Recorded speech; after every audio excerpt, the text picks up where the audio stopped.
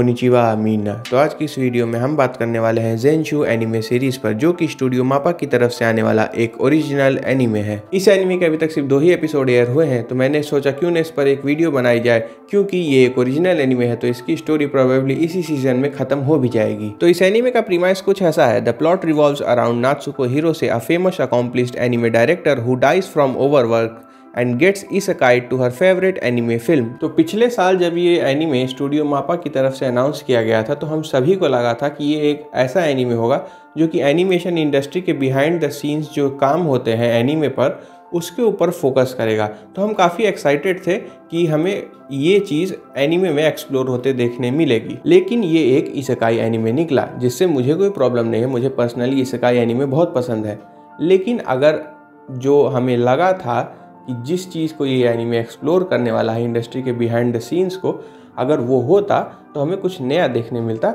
लेकिन ये भी कंसेप्ट यूनिक है, क्योंकि 2 एपिसोड मैंने बहुत ही ज़्यादा एंजॉय किए हैं जो एयर हुए हैं। और इन एपिसोड्स में थोड़ा थोड़ा ही सही, लेकिन एनिमेशन के बारे में हमें कुछ जानकारी मिल ही जाती है, और इंडस्ट्री के स्टेट के बारे में भी। क्योंकि आप पहले एपिसोड में देखेंगे कि नात्सुको हिरोसे के ऊपर बहुत ही ज़्यादा प्रेशर है, क्योंकि उनकी फिल्म जो वो बना रही हैं उसका स्टोरी बोर्ड्स तक नहीं हुआ है, लेकिन उसका रिलीज डेट एकदम पास में ही है। सेकेंड एपिसोड में भी एक जगह मेंशन होता है कि 1 सेकेंड में कितने फ्रेम्स को ड्रॉ करना पड़ता है एक एनिमेटर को। तो ऐसा ही करके थोड़ा थोड़ा स्प्रिंकल करके फैंटेसी एलिमेंट्स के साथ एनिमेशन के बारे में भी थोड़ी जानकारी दी जा रही है।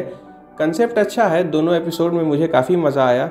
दोनों एपिसोड्स की प्रोडक्शन क्वालिटी भी बहुत अच्छी है, एनिमेशन भी बहुत अच्छा है, जिसके प्रोडक्शन और इसके पीछे स्टाफ के बारे में हम आगे वीडियो में ज़रूर बात करेंगे। तो सबसे पहले हम बात करेंगे एपिसोड 1 के बारे में। एपिसोड 1 में शुरू के 6 मिनट में बहुत ही स्ट्रॉन्ग कैरेक्टर एक्टिंग एनिमेशन हमें देखने मिलता है, जो कि बहुत ही फिनोमिनल था। और उसके बाद भी एपिसोड में जितना भी एनिमेशन है, चाहे वो इफेक्ट्स एनिमेशन की बात हो, चाहे आर्ट डायरेक्शन की बात हो, हर डिपार्टमेंट में इसका एपिसोड 1 बहुत ही ज़्यादा स्ट्रॉन्ग है। और उसके बाद जो एपिसोड 1 के लास्ट के 6-7 मिनट हैं, जिसमें नात्सुको वो एनिमेट करती है एक्सप्लोजन सबको बचाने के लिए, वो बहुत ही फिनोमिनल है। जहाँ से वो उसका डेस्क अपीयर होता है, उसका जो एनिमेशन है, वहाँ से लेके एंड तक जो एनिमेशन है वो बहुत ही ज़्यादा फिनोमिनल है।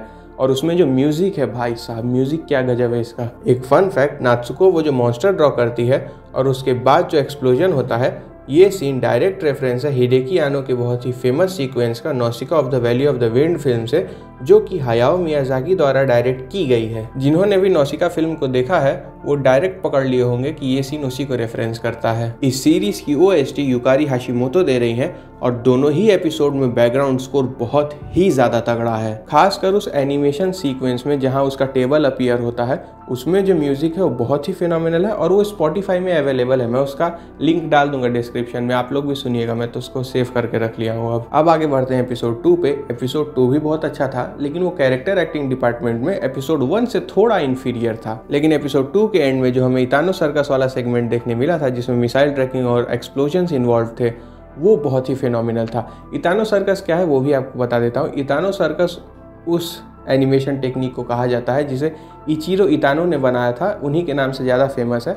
इसमें बेसिकली मिसाइल ट्रैकिंग ये सब इन्वॉल्व होते हैं एरियल कॉम्बैट के। तो अब हम बात करेंगे इस एनिमे के स्टाफ के बारे में। तो इसके डायरेक्टर हैं मित्सुए यामाजाकी, जिन्होंने attack on Titan season 4 part 1 के एपिसोड 74 और 75 का एपिसोड डायरेक्शन किया था, और एपिसोड 71 के असिस्टेंट डायरेक्टर भी थे। उसके बाद ये attack on Titan season 4 part 2 के स्टोरी बोर्ड आर्टिस्ट भी थे एपिसोड 82 के लिए, और एपिसोड इन्होंने डायरेक्ट किया था उसमें एपिसोड 82, 84 और 87। नाउ बैक टू ज़ेनशू, इसी की तो बात हो रही है। एपिसोड 1 का इन्होंने स्टोरी बोर्ड किया है, लेकिन एपिसोड 1 को डायरेक्ट सुमिए नोरो ने किया है। लेकिन वो जो डेस्क अपीयर होने वाला आई कैंडी एनिमेटेड सीक्वेंस है, उसकी स्टोरी बोर्डिंग कायोको इशिकावा ने की है, और उसका डायरेक्शन मित्सुए यामाजाकी, जो कि सीरीज डायरेक्टर हैं, उन्होंने खुद किया है। इसे बैंक सीन कहते हैं। बैंक सीन उस सीन को कहते हैं जैसे अगर किसी एनिमे में कोई मेजर ट्रांसफॉर्मेशन सीक्वेंस है, जैसे कोई मेका एनिमे हो गया, उसमें एक मेजर ट्रांसफॉर्मेशन सीक्वेंस है जो कि हर एपिसोड में यूज़ होगा। तो हर एपिसोड में ट्रांसफॉर्मेशन सीन को स्क्रैच से नहीं बनाया जाता, क्योंकि उसमें एनिमेटर का टाइम भी जाएगा और प्रोडक्शन कॉस्ट भी जाएगी। तो इस तरीके के सीन को, जिसे हम बार बार यूज़ करते हैं एनिमे में, बेसिकली स्टॉक फुटेज, उसे कहा जाता है बैंक सीन। अब आगे बढ़ते हैं एपिसोड 2 के स्टाफ पर।